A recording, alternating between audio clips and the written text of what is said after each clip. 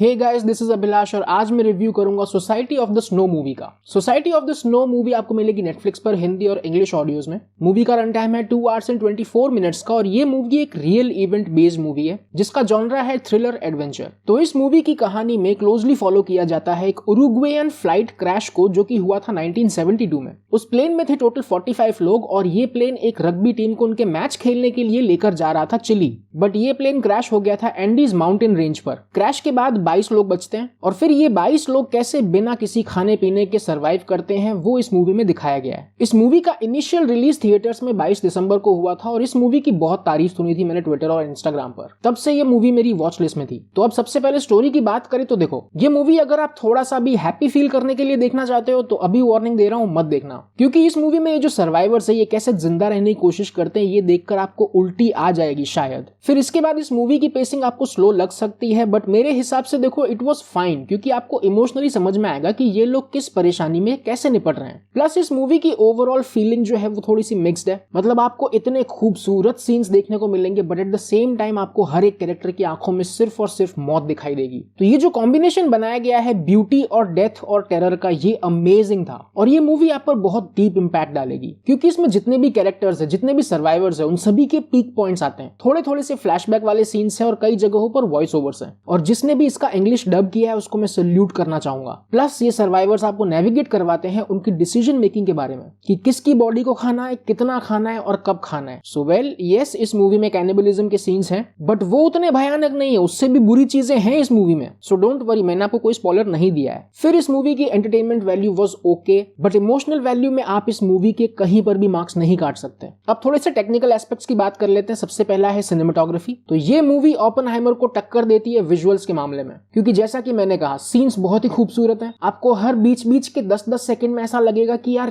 क्या जगह है ये, यहाँ पर तो घूमने जाना चाहिए, but at the same time आपको डेथ और टेरर वाली फीलिंग आ रही होगी। मतलब आपका ब्रेन, हार्ट, इमोशंस ये सारी चीजें रिस्पॉन्ड कर रही होंगी उन सीन्स को देख के। तो ये जो यूनिक स्टाइल है इन लोगों का वो माइंड ब्लोइंग था। बैकग्राउंड साउंड वो supportive throughout, no complaints. Production design कमाल का था, क्योंकि आप थ्रू आउट द मूवी देखोगे कि इनको छोटे छोटे एक्सपीडिशंस करने जाना होता है ताकि वो कुछ सामान ढूंढ के और फिर अपने कैंप पर लेके आ पाए। तो अगर आपको लग रहा है कि इनके साथ कोई मिरेकल हो जाए या फिर प्लॉट कन्वीनियंस हो जाए तो आप पूरे तरीके से गलत हो। इनको हर एक छोटी से छोटी चीज के लिए भी मशक्कत करनी पड़ी है मूवी में और इस चीज की प्लानिंग और चीजों की प्लेसिंग बहुत ही अच्छी है। अब फाइनली इस मूवी के डायरेक्टर है J.A. Bayona and he is a fantastic director. ये साल 2 साल में एक ही मूवी करते हैं और बस फिर करता है तो फिर कमाल ही करते हैं। तो इनके बाकी के प्रोजेक्ट्स जैसे इनका ये प्रोजेक्ट भी स्टैंड आउट करता है in terms of story, in terms of all the technical aspects, in terms of emotionality and in terms of source material. अब पेरेंटल गाइडलाइंस में जी हाँ, इस मूवी में न्यूडिटी है, कैनिबलिज्म वाले सीन्स हैं, सेक्सुअल कंटेंट नहीं है और गालियां नहीं है। एंड इन कंक्लूजन मैं एक ही बात कहूंगा, इस मूवी को ऑस्कर्स में भेजो। मुझे नहीं पता देखो सिलेक्शन प्रोसेस क्या होता है, बट स्टिल अगर मेरा मैसेज इन क्रिएटर्स तक पहुंचे तो प्लीज